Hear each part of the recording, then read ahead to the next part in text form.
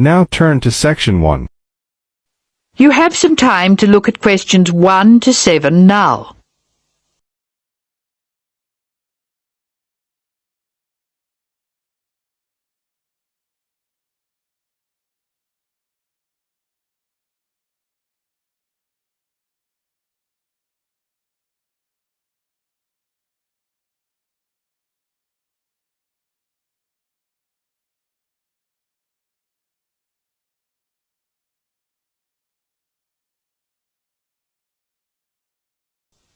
Now we shall begin. You should answer the questions as you listen, because you will not hear the recording a second time. Now listen carefully and answer questions 1 to 7.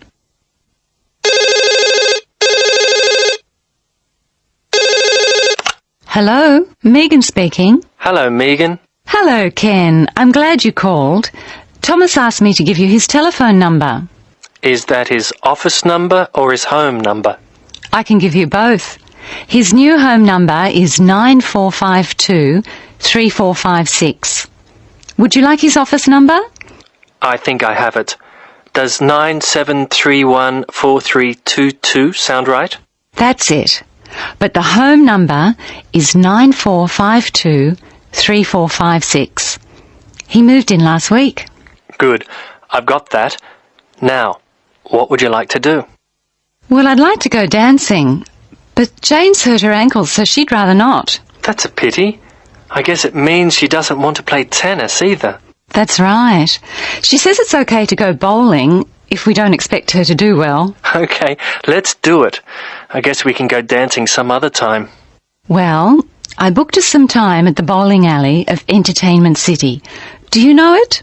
Is it on Smith Street? Down near the university? That's right. It's on the corner of Smith Street and Bridge Road. What time did you book for? The first booking I could get was 8 o'clock. Okay, it's 7 now. What do you want to do first? Well, I think we should leave now. We can meet at the bowling alley. I can't be that quick. I have to call Thomas to start with, and I need to get changed. Okay, I think I'll leave in 10 minutes and meet you in there. That makes sense. I'll take my car, so I'll be quite quick. I'll be out of here in half an hour. Okay. You're so lucky to have a car. You can get around so easily. Well, yes and no. I often spend ages driving around trying to find a park. The traffic can be very bad. Well, that won't be a problem for me, because I'll take the bus. It goes right past my door, and I'll have plenty of time. Sounds good. Who else is coming? I think nearly everyone from the afternoon class will be there. Which class? The big maths class or the afternoon tutorial?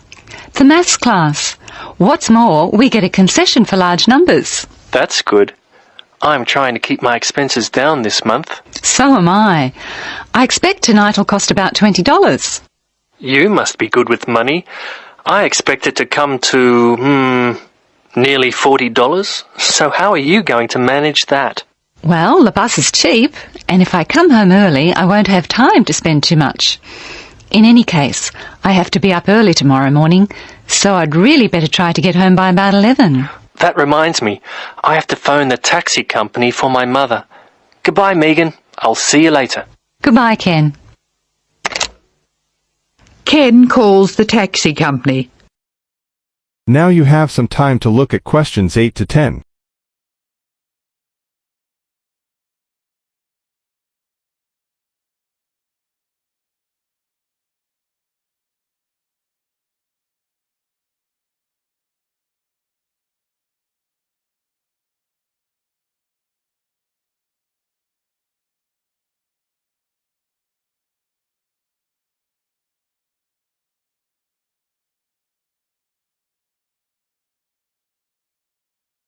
Listen carefully and answer questions 8 to 10.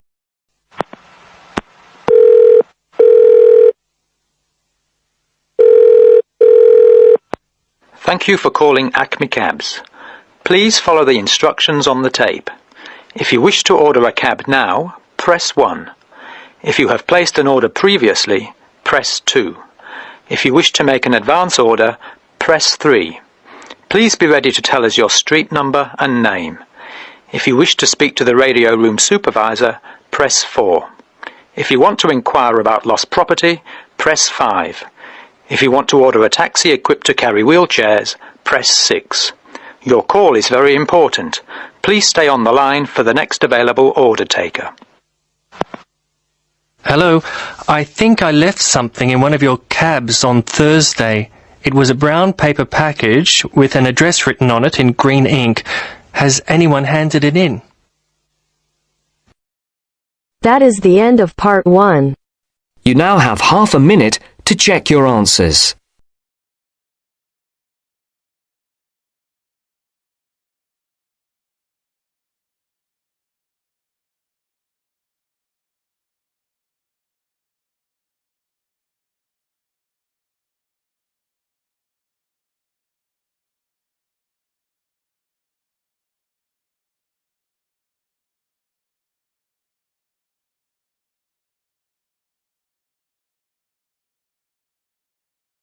Now turns to part 2. Part 2. You will hear a conversation between an IELTS candidate and an IELTS administrator. First, you have some time to look at questions 11 to 15.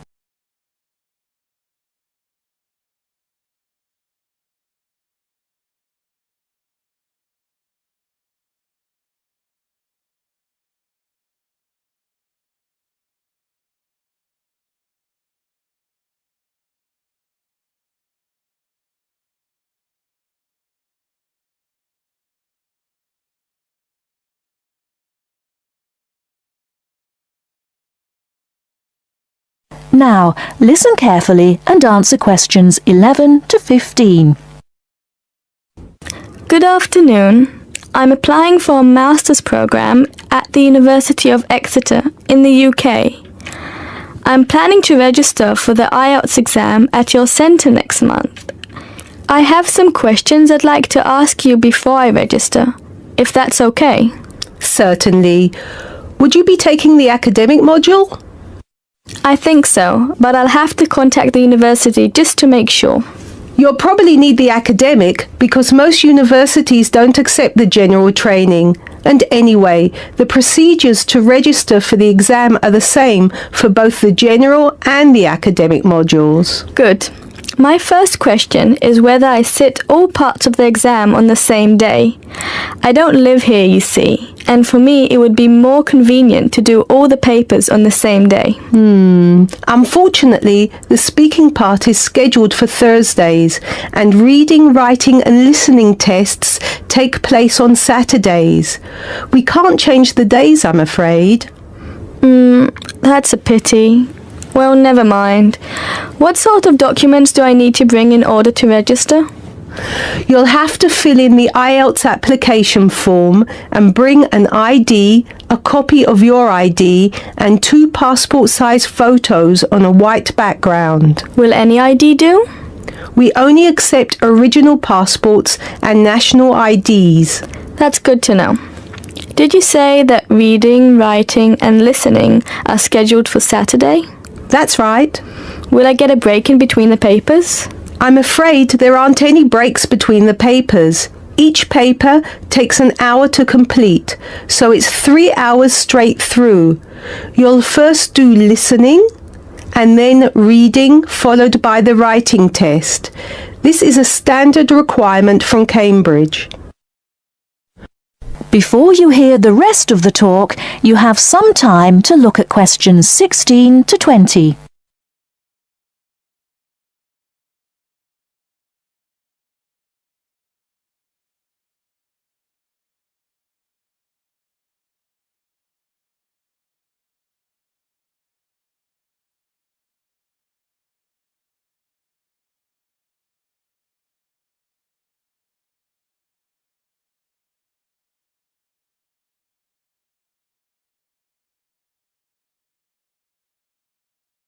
Now listen and answer questions 16 to 20.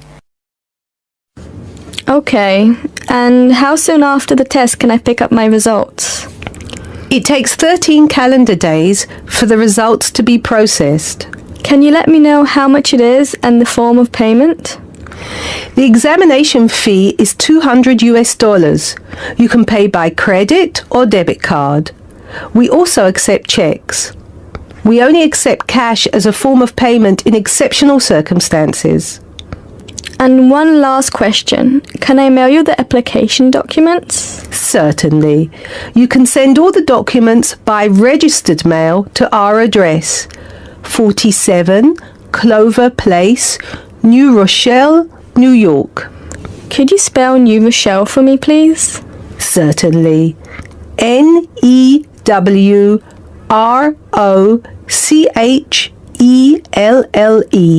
Could I have the zip code as well?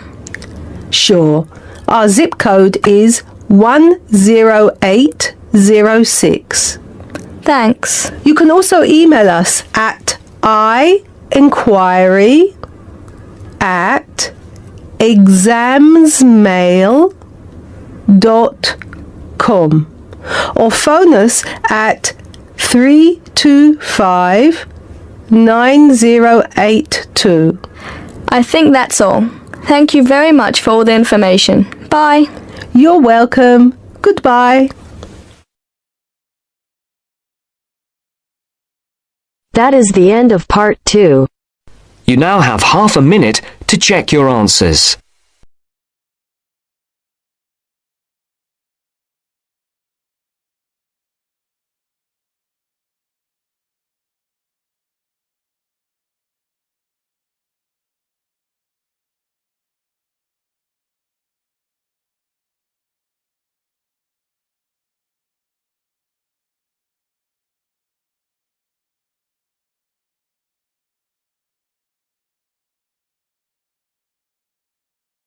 Now turns to part 3. Part 3. You will hear a radio program in which the speakers discuss the importance of looking after old people in winter. First, you have some time to look at questions 21 to 24.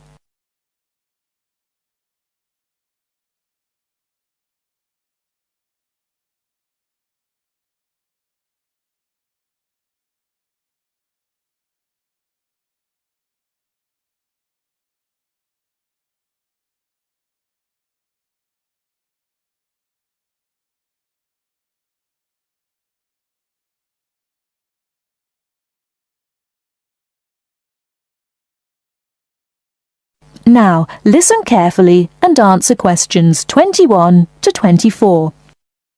Nobody likes cold weather, but for old people it can be particularly uncomfortable and dangerous. They can become cold without even noticing it. To keep warm, they may need help from friends and neighbors like you.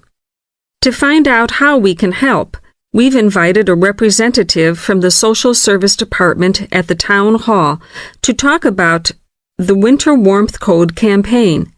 Mr. Hastings, can I first ask you why it is so important to keep an eye on elderly people during cold weather such as we've been having lately? Yes. There are two main reasons. First, the old suffer from the cold more than the rest of us. They're not as active or strong as you and me, and it's harder for them to keep warm. This can lead to all sorts of complications.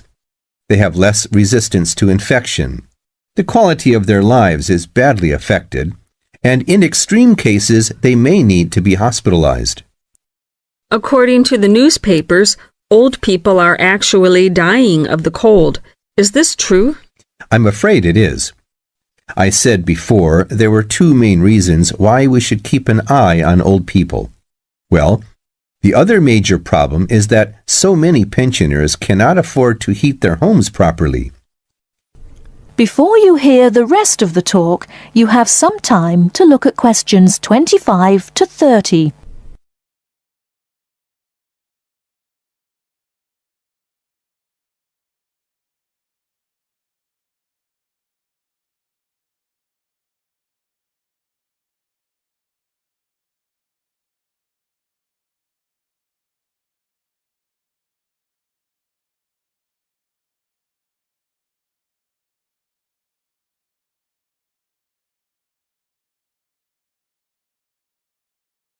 Now listen and answer questions 25 to 30. They may already be living in difficult circumstances. Then, in an exceptionally cold winter such as this one, they may just not have enough money to pay for the extra heating necessary. It seems terrible that in a society such as ours, this should be happening. It is. And what the Winter Warmth Code campaign aims to do is to bring this problem to the attention not only of the government, but of everybody else in society.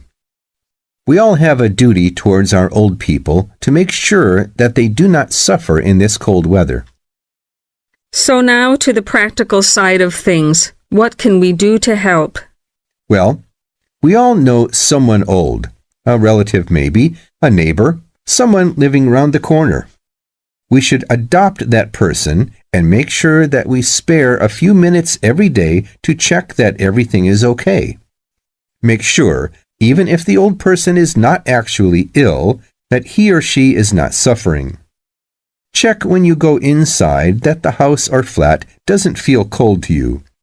It's a good idea to try to feel some part of their body, like their face or hands. Old people can become cold without even noticing it, you know. Okay, and if a person is too poor to afford to heat the house or flat? The best thing then is for the old person to live in one room only and to make sure that that one room is warm. Check that the bed is on an inside wall. Move it yourself if necessary. Check the room for drafts. A lot of cold air gets into the room through old windows or badly fitting doors. Is food important? Yes. Make sure that the old person is eating well. You could help by cooking for them or doing the shopping. Remember, a good hot meal a day makes a big difference. Also, make sure that they are well dressed. Old people need to wear more layers of clothes than we do, particularly at night. One last question, Mr. Hastings. Is there nothing the state can do to help? Oh, yes, indeed. Contact your town hall to find out about local organizations already involved in this kind of work. If there is a local Meals on Wheels service, for instance, you could get your adopted old person on the list. Then, of course, there are also many state benefits which an old person could be entitled to, and which he or she doesn't know about, and which therefore he or she is not claiming. An extra problem here is that it can often be complicated, and old people don't like going to Social Security offices to fill in forms and all that. You can help by finding out for them what possibilities exist for claiming a little extra money from the government, then applying for it for them. That little extra could make all the difference. Yes, indeed. Well, Mr. Hastings, thank you for coming in and talking to us today. Thank you. That is the end of part 3. You now have half a minute to check your answers.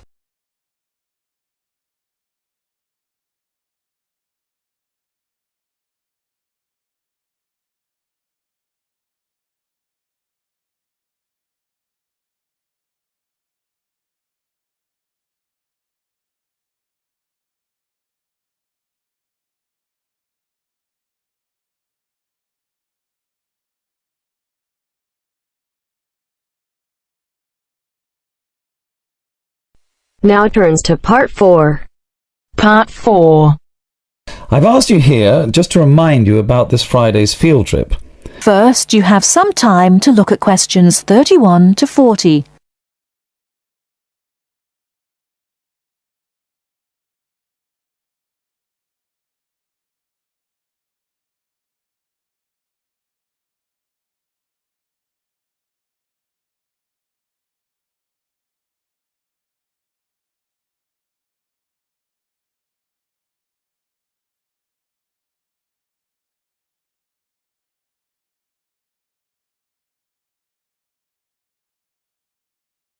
Now listen carefully and answer questions 31 to 40.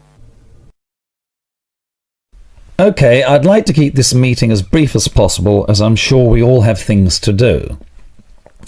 I've asked you here just to remind you about this Friday's field trip.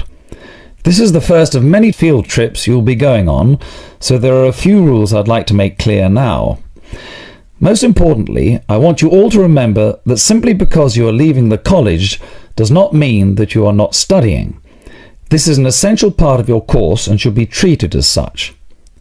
There will be 2 assignments for you to complete whilst you are there, and some extension work you will be expected to do over the weekend, so I suggest you all pay attention on the day. Moving on, remember that we are going to a salt marsh and must dress appropriately. High-heeled shoes and t-shirts are not what I consider appropriate. You need good footwear, preferably boots, and you should bring a waterproof jacket as the weather is unpredictable. It would also be a good idea to bring a change of clothes.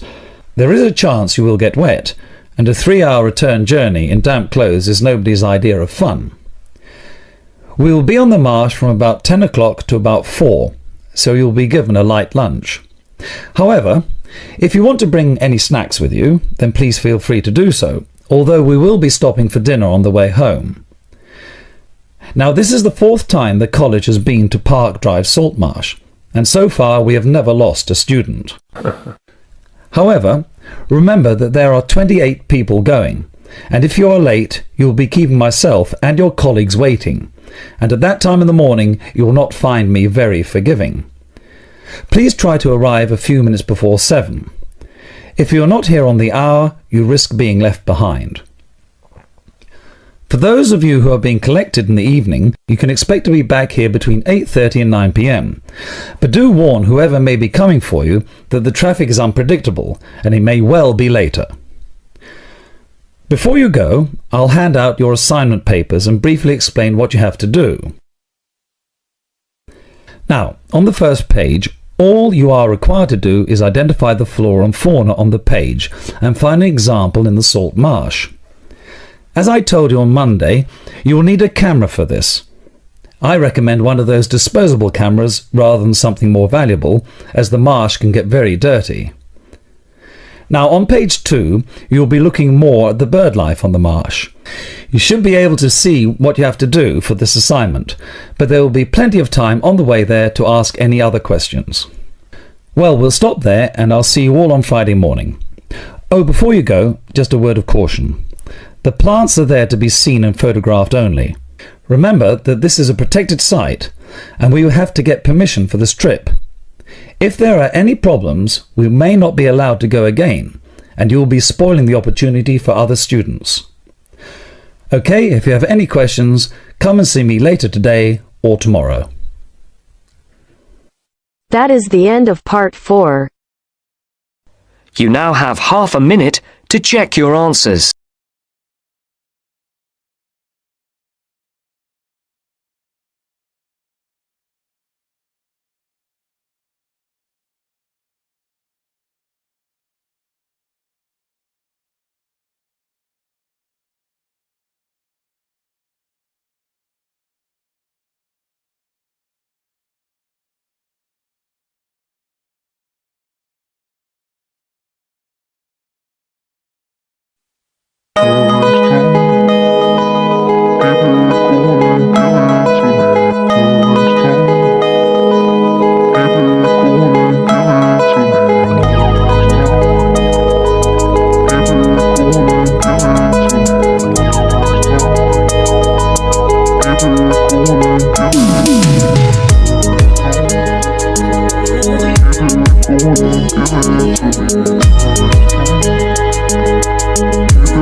Give